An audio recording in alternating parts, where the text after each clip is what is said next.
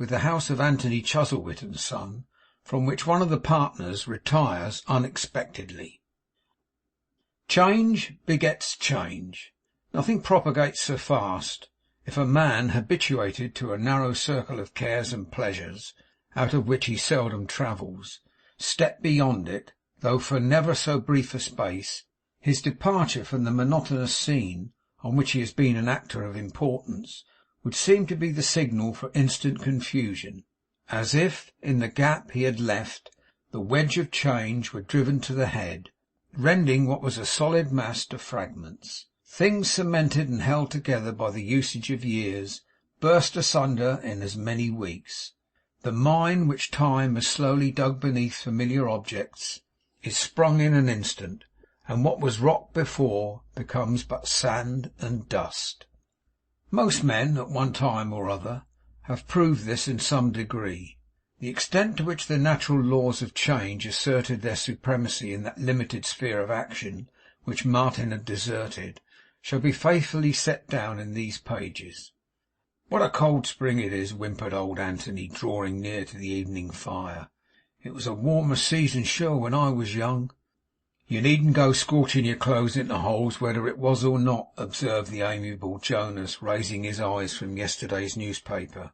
"Broadcloth ain't so cheap as that comes to." "A good lad," cried the father, breathing on his cold hands and feebly chafing them against each other. "A prudent lad. He never delivered himself up to the vanities of dress. No, no." "I don't know, though, but I would, though mind you, if I could do it for nothing," said his son, as he resumed the paper. "Ah," chuckled the old man, "if indeed, but it's very cold." "Let the fire be," cried Mr Jonas, stopping his honoured parent's hand in the use of the poker. "Do you mean to come to want in your old age that you're taking to wasting now?" "There's not time for that, Jonas," said the old man. "Not time for what?" bawled his heir. "For me to come to want. I wish there was." "You always were as selfish an old blade as need be," said Jonas in a voice too low for him to hear, and looking at him with an angry frown. "You act up to your character. You wouldn't mind coming to want, wouldn't you? I dare say you wouldn't. And your own flesh and blood might come to want too, might they, for anything you cared? Oh, you precious old flint!" After this dutiful address, he took his teacup in his hand, for that meal was in progress, and the father and son and Chuffey were partakers of it. Then, looking steadfastly at his father, and stopping now and then to carry a spoonful of tea to his lips, he proceeded in the same tone, thus: "Want indeed! You're a nice old man to be talking of want at this time of day. Beginning to talk of want, are you? Well, I declare, there isn't time. No, I should hope not. But you'd live to be a couple of 100 if you could, and after all be discontented. I know you." The old man sighed and sat cowering before the fire. Mr Jonas shook his Britannia metal teaspoon at him, and taking a loftier position, went on to argue the point on high moral grounds. "If you're in such a state of mind as that," he grumbled, but in the same subdued key, "why don't you make over your property? Buy an annuity cheap, and make your life interesting to yourself and everybody else that watches the speculation. But no, that wouldn't suit you. That would be natural conduct to your own son, and you'd like to be unnatural to keep him out of his rights. Why, I shouldn't be ashamed of myself if I was you, and glad to hide my head in the whatchamacallit." Possibly this general phrase supplied the place of grave, or tomb, or sepulchre, or cemetery, or mausoleum, or other such word which the filial tenderness of Mr Jonas made him delicate of pronouncing. He pursued the theme no further, for Chuffey, somehow discovering from his old corner by the fireside that Anthony was in the attitude of a listener, and that Jonas appeared to be speaking, suddenly cried out like one inspired, "He is your own son, Mr Chuzzlewit, your own son, sir." Old Chuffey little suspected what depth of application these words had, or that, in the bitter satire which they bore, they might have sunk into the old man's very soul, could he have known what words were hanging on his own son's lips, or what was passing in his thoughts. But the voice diverted the current of Anthony's reflections, and roused him. "Yes, yes, Chuffey. Jonas is a chip off the old block. It's a very old block now, Chuffey," said the old man, with a strange look of discomposure. "Precious old," assented Jonas. "No, no, no," said Chuffey. "No, Mr. Chuzzlewit, not old at all, sir." "Oh, he's worse than ever, you know," cried Jonas, quite disgusted. "'Pon my soul, father, he's getting too bad. Hold your tongue, will you?" "He says you're wrong," cried Anthony to the old clerk. "Tut, tut," was Chuffey's answer. "I know better. I say he's wrong. I say he's wrong. He's a boy. That's what he is. So are you, Mr. Chuzzlewit. A kind of boy. Ha, ha! You're quite a boy too many I have known. You're a boy to me. You're a boy to hundreds of us. Don't mind him." With which extraordinary speech, for in the case of Chuffey this was a burst of eloquence without parallel, the poor old shadow drew through his palsied arm his master's hand, and held it there, with his own folded upon it, as if he would defend him. "I grow deafer every day, Chuff," said Anthony, with as much softness of manner, or, to describe it more correctly, with as little hardness as he was capable of expressing. "No, no," cried Chuffey, "you don't. What if you did? I've been deaf this 20 year." "I grow blinder too," said the old man, shaking his head. "That's a good sign," cried Chuffey. "Ha, ha! The best sign in the world. You saw too well before." He patted Anthony upon the hand as one might comfort a child, and drawing the old man's arm still further through his own, shook his trembling fingers towards the spot where Jonas sat, as though he would wave him off. But Anthony remaining quite still and silent, he relaxed his hold by slow degrees, and lapsed into his usual niche in the corner, merely putting forth his hand at intervals, and touching his old employer gently on the coat, as with the design of assuring himself that he was yet beside him. Mr. Jonas was so very much amazed by these proceedings that he could do nothing but stare at the two old men, until Chuffey had fallen into his usual state, and Anthony had sunk into a doze, when he gave some vent to his emotions by going close up to the former personage, and making as though he would, in vulgar parlance, punch his head. "They've been carrying on this game," thought Jonas in a brown study, "for the last 2 or 3 weeks. I never saw my father take so much notice of him as he has in that time. What? You're legacy hunting, are you, Mr. Chuff, eh?" But Chuffey was as little conscious of the thought as of the bodily advance of Mr. Jonas's clenched fist, which hovered fondly about his ear. When he had scowled at him to his heart's content, Jonas took the candle from the table, and walking into the glass office, produced a bunch of keys from his pocket. With one of these he opened a secret drawer in the desk, peeping stealthily out as he did so, to be certain that the two old men were still before the fire. "All right as ever," said Jonas, propping the lid of the desk open with his forehead and unfolding a paper. "Here's the will, Mr. Chuff. £30 a year for your maintenance, old boy, and all the rest to his only son, Jonas. You needn't trouble yourself to be too affectionate. You won't get anything by it. What's that?" It was startling, certainly, a face on the other side of the glass partition, looking curiously in, and not at him, but at the paper in his hand, for the eyes were attentively cast down upon the writing, and were swiftly raised when he cried out. Then they met his own, and were as the eyes of Mr. Pecksniff. Suffering the lid of the desk to fall with a loud noise, but not forgetting even then to lock it, Jonas, pale and breathless, gazed upon this phantom. It moved, opened the door, and walked in. "What's the matter?" cried Jonas, falling back. "Who is it? Where do you come from? What do you want?"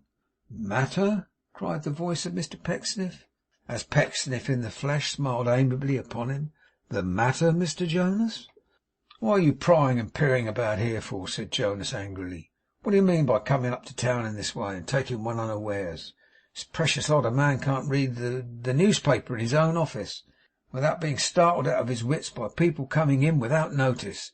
Why didn't you knock at the door?" "So I did, Mr. Jonas," answered Pecksniff, "but no one heard me. I was curious," he added in his gentle way, as he laid his hand upon the young man's shoulder, "to find out what part of the newspaper interested you so much. But the glass was too dim and dirty."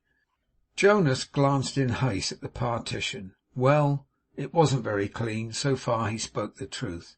"Was it poetry now?" said Mr. Pecksniff, shaking the forefinger of his right hand with an air of cheerful banter. "Or was it politics? Or was it the price of stock? The main chance, Mr. Jonas, the main chance, I suspect." "You ain't far from the truth," answered Jonas, recovering himself and snuffing the candle. But how the deuce do you come to be in London again? Ecod, it's enough to make a man stare, to see a fellow looking at him all of a sudden, who he thought was 60 or 70 mile away. So it is, said Mr Pecksniff. No doubt of it, my dear Jonas. For while the human mind is constituted as it is— Oh, bother the human mind, interrupted Jonas with impatience. What have you come up for? A little matter of business, said Mr Pecksniff, which has arisen quite unexpectedly. Oh, cried Jonas, is that all? Well, here's father in the next room. Hello, father, here's Pecksniff. He gets more addle-pated every day he lives, I do believe, muttered Jonas, shaking his honoured parent roundly. Don't I tell you Pecksniff's here, stupid head? The combined effects of the shaking and this loving remonstrance soon awoke the old man, who gave Mr Pecksniff a chuckling welcome, which was attributable in part to his being glad to see that gentleman, and in part to his unfading delight at the recollection of having called him a hypocrite. As Mr Pecksniff had not yet taken tea, indeed he had but an hour before arrived in London, the remains of the late collation, with a rasher of bacon, were served up for his entertainment, and as Mr Jonas had a business appointment in the next street, he stepped out to keep it, promising to return before Mr Pecksniff could finish his repast. And now, my good sir, said Mr Pecksniff to Anthony, now that we are alone, pray tell me what I can do for you. I say alone, because I believe that our dear friend Mr Chuffey is, metaphysically speaking, shall I say a dummy? Asked Mr Pecksniff with his sweetest smile, and his head very much on one side. He neither hears us, replied Anthony, nor sees us. Why then, said Mr Pecksniff, I will be bold to say, with the utmost sympathy for his afflictions, and the greatest admiration of those excellent qualities which do equal honour to his head and his heart, that he is what is playfully termed a dummy. You were going to observe, my dear sir? I was not going to make any observation that I know of, replied the old man. I was, said Mr Pecksniff mildly. Oh, you were? What was it? That I never, said Mr Pecksniff, previously rising to see that the door was shut, and arranging his chair when he came back, so that it could not be opened in the least without his immediately becoming aware of the circumstance, that I never in my life was so astonished by the receipt of your letter yesterday, that you should do me the honour to wish to take counsel with me on any matter, amazed me. But that you should desire to do so, to the exclusion of even Mr Jonas, showed an amount of confidence in one to whom you had done a verbal injury, merely a verbal injury, you were anxious to repair, which gratified, which moved, which overcame me. He was always a glib speaker, but he delivered this short address very glibly, having been at some pains to compose it outside the coach. Although he paused for a reply, and truly said that he was there at Anthony's request, the old man sat gazing at him in profound silence and with a perfectly blank face, nor did he seem to have the least desire or impulse to pursue the conversation, though Mr Pecksniff looked towards the door and pulled out his watch and gave him many other hints that their time was short, and Jonas, if he kept his word, would soon return. But the strangest incident in all this strange behaviour was, that of a sudden, in a moment, so swiftly that it was impossible to trace how, or to observe any process of change, his features fell into their old expression, and he cried, striking his hand passionately upon the table, as if no interval at all had taken place, "Will you hold your tongue, sir, and let me speak?" Mr Pecksniff deferred to him with a submissive bow, and said within himself, "I knew his hand was changed, and that his writing staggered. I said so yesterday. Dear me." "Jonas is sweet upon your daughter, Pecksniff," said the old man in his usual tone. "We spoke of that, if you remember, sir, at Mrs Todgers's," replied the courteous architect. "You needn't speak so loud," retorted Anthony. "I'm not so deaf as that." Mr Pecksniff had certainly raised his voice pretty high, not so much because he thought Anthony was deaf, as because he felt convinced that his perceptive faculties were waxing dim. But this quick resentment of his considerate behaviour greatly disconcerted him, and, not knowing what tack to shape his course upon, he made another inclination of the head, yet more submissive than the last. I have said, repeated the old man, that Jonas is sweet upon your daughter. A charming girl, sir, murmured Mr Pecksniff, seeing that he waited for an answer. A dear girl, Mr Chuzzlewit, though I say it, who should not? You know better, cried the old man, advancing his weazen face at least a yard, and starting forward in his chair to do it. You lie. What? You will be a hypocrite, will you? My good sir, Mr Pecksniff began. Don't call me a good sir, retorted Anthony, and don't claim to be one yourself. If your daughter was what you think you would have me believe, she wouldn't do for Jonas. Being what she is, I think she will. He might be deceived in a wife.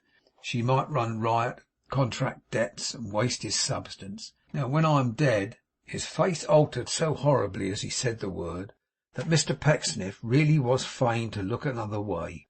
It will be worse for me to know of such doings than if I was alive, for to be tormented for getting that together, which even while I suffer for its acquisition is flung into the very kennels of the streets, would be insupportable torture. No, said the old man hoarsely. Let that be saved at least. Let there be something gained, and kept fast hold of when so much is lost. My dear Mr Chuzzlewit, said Pecksniff, these are unwholesome fancies, quite unnecessary, sir, quite uncalled for I am sure the truth is, my dear sir, that you are not well. Not dying, though, cried Anthony, with something like the snarl of a wild animal. Not yet. There are years of life in me. Why, look at him, pointing to his feeble clerk. Death has no right to leave him standing and to mow me down. Mr Pecksniff was so much afraid of the old man, and so completely taken aback by the state in which he found him, that he had not even the presence of mind enough to call up a scrap of morality from the great storehouse within his own breast. Therefore he stammered out that no doubt it was, in fairness and decency, Mr Chuffey's turn to expire, and that from all he had heard of Mr Chuffey, and the little he had the pleasure of knowing of that gentleman personally, he felt convinced in his own mind that he would see the propriety of expiring with as little delay as possible. Come here, said the old man, beckoning him to draw nearer. Jonas will be my heir. Jonas will be rich, and a great catch for you. You know that Jonas is sweet upon your daughter. I know that too, thought Mr Pecksniff, for you have said it often enough.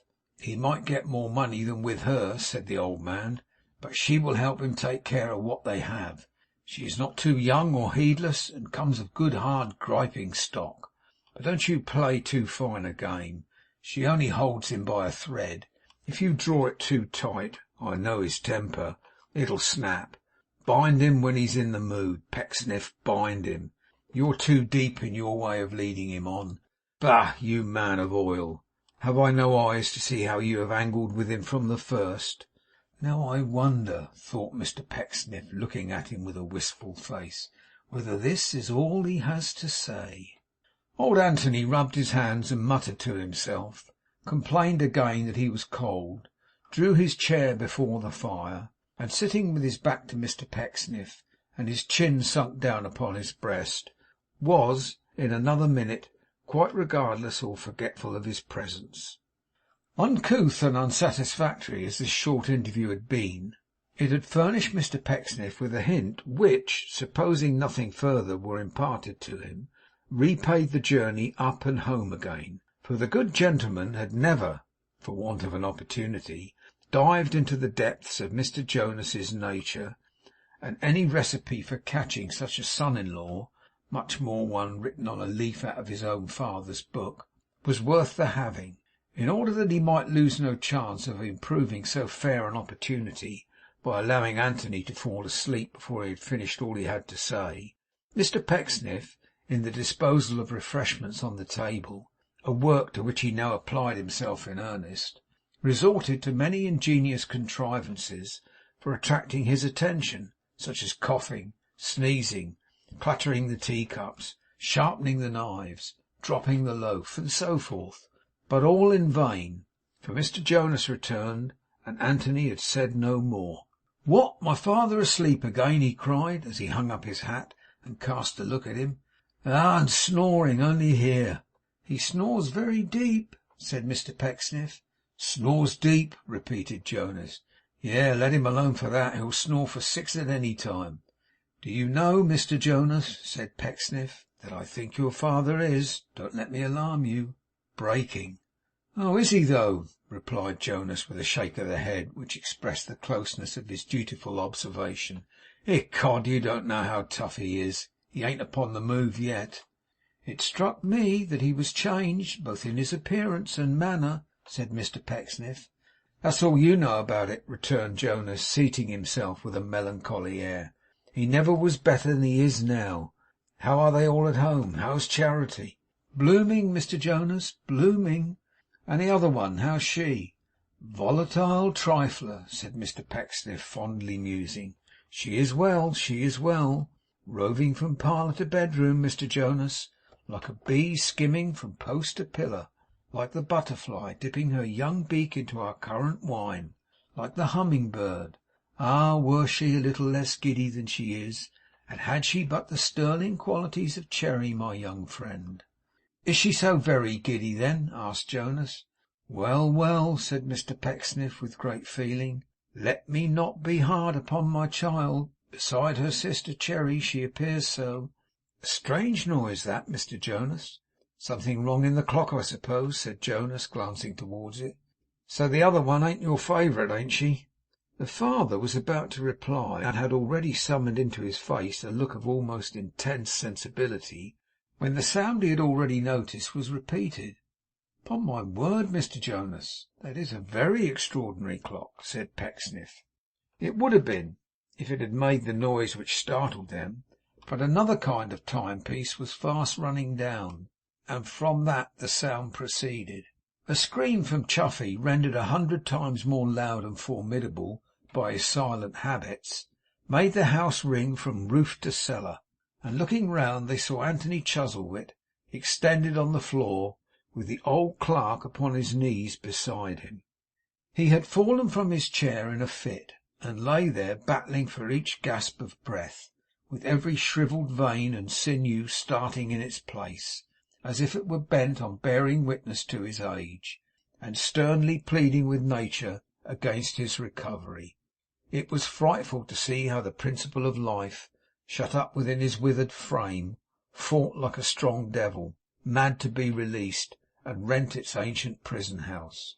A young man in the fullness of his vigour, struggling with so much strength of desperation, would have been a dismal sight, but an old shrunken body, endowed with preternatural might, and giving the lie in every motion of its every limb and joint to its enfeebled aspect, was a hideous spectacle indeed.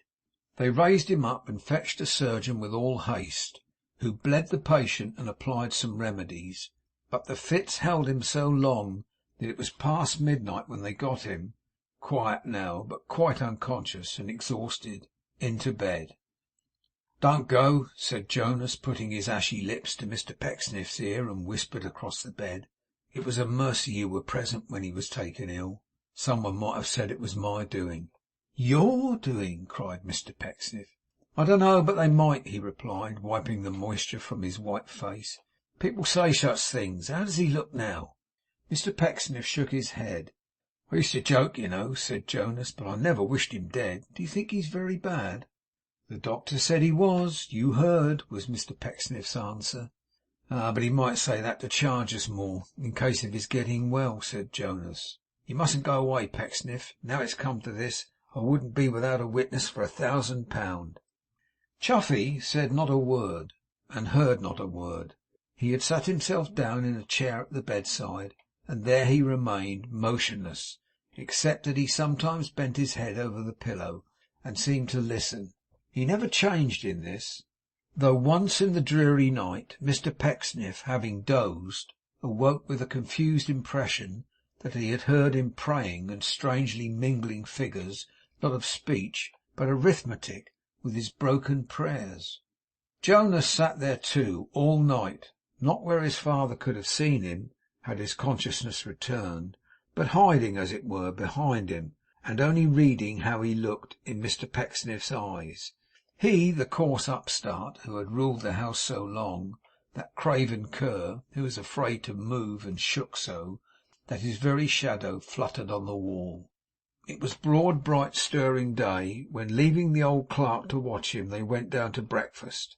People hurried up and down the street, windows and doors were opened, thieves and beggars took their usual posts, workmen bestirred themselves, tradesmen set forth their shops, bailiffs and constables were on the watch.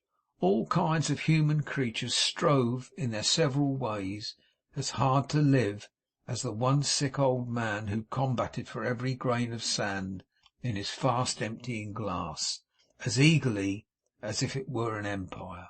"If anything happens, Pecksniff," said Jonas, "you must promise me to stop here until it's all over.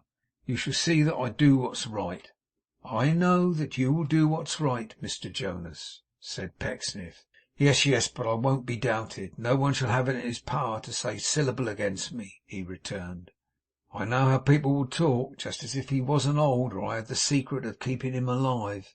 Mr Pecksniff promised that he would remain, if circumstances should render it, in his esteemed friend's opinion, desirable. They were finishing their meal in silence, when suddenly an apparition stood before them, so ghastly to the view that Jonas shrieked aloud, and both recoiled in horror. Old Anthony, dressed in his usual clothes, was in the room, beside the table. He leaned upon the shoulder of his solitary friend, and on his livid face, and on his horny hands, and in his glassy eyes, and traced by an eternal finger in the very drops of sweat upon his brow, was one word: Death. He spoke to them in something of his own voice too, but sharpened and made hollow, like a dead man's face. What he would have said, God knows. He seemed to utter words, but they were such as a man had never heard. And this was the most fearful circumstance of all, to see him standing there, gabbling in an unearthly tongue. "He's better now," said Chuffey. "Better now. Let him sit in his old chair, and he'll be well again. I told him not to mind. I said so yesterday." They put him in his easy chair, and wheeled it near the window. Then, swinging open the door, exposed him to the free current of morning air. But not all the air that is, nor all the winds that ever blew twixt heaven and earth, could have brought new life to him. Plunge him to the throat in golden pieces now, and his heavy fingers shall not close on one. End of chapter 18.